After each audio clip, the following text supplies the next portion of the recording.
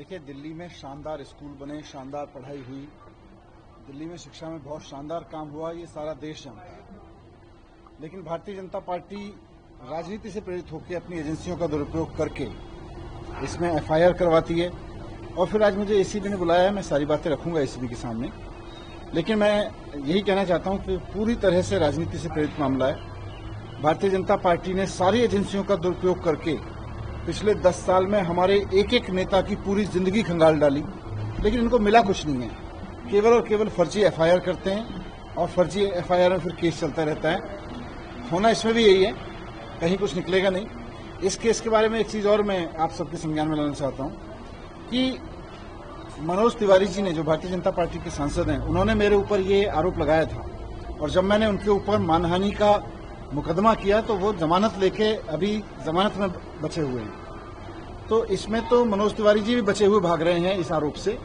इन आरोपों में कोई सच्चाई नहीं है, पूरी तरह से झूठा केस है। लेकिन मैं सोचता हूं ये भारतीय जनता पार्टी वाले कर क्यों रहे हैं ये सब।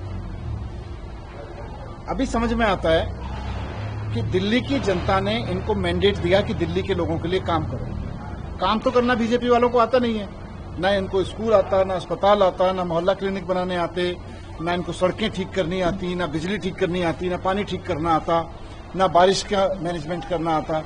अब देखो, पिछले एक बारिश में पूरी दिल्ली का बुरा हाल हो गया है। चारों तरफ दिल्ली बेहाल हो गई है, सड़क टूटी पड़ी है, पावर कट लग रहे हैं पूरी दिल्ली में, प्राइवेट स्कूल वालों ने लूट मचा रखी है। इवन बीजेपी के कट्टर समर्थक भी रो रहे हैं कि उनको भी प्राइवेट स्कूल वाले लूट रहे हैं। वैसे में भारतीय जनता पार्टी जनता का ध्यान भटकाने के लिए कि इनसे काम तो हो नहीं रहा, इस तरह के फर्जी केस करते हैं, एफआईआर खेलते हैं। निकलेगा कभी कुछ नहीं, क्योंकि पहले भी कुछ नहीं निकला था। फर्जी केस करते हैं तो निकलेगा इसमें भी कुछ नहीं, लेकिन जनता का मुद्दों से ध्यान भटकाने के लिए केस करते हैं। अभी रेखा गुप्ता जी से आपके संबंध के बारे में पूछा तो उन्होंने कहा भी तो पर जांच से केजरीवाल को भी आना पड़ेगा। आपको लगा तो प्लानिंग चल रही, इसलिए मैंने कहा ना, पूरी दिल्ली में ना बीजेपी के किसी कार्यकर्ता को समझ में आ रहा है कि उनकी सरकार क्या करने वाली है, दिल्ली में क्या कर रही है। इनके कार्यकर्ता भी प्राइवेट स्कूल के हाथों लुट रहे हैं। इनके कार्यकर्ता बीजेपी के कट्टर समर्थक भी ट्वीट कर रहे हैं कि पावर कट से बुरा हाल है, सड़कों का बुरा हाल हो गया दिल्ली में, एक बारिश में पूरी दिल्ली बेहाल हो गई। और ये केजरीवाल को गाली देने में बिजी हैं, ये एफआईआर कराने में बिजी हैं।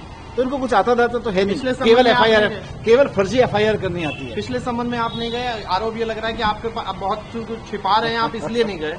ये एफआईआर खेलते रहे, मैं तो काम करता हूँ। Thank you sir.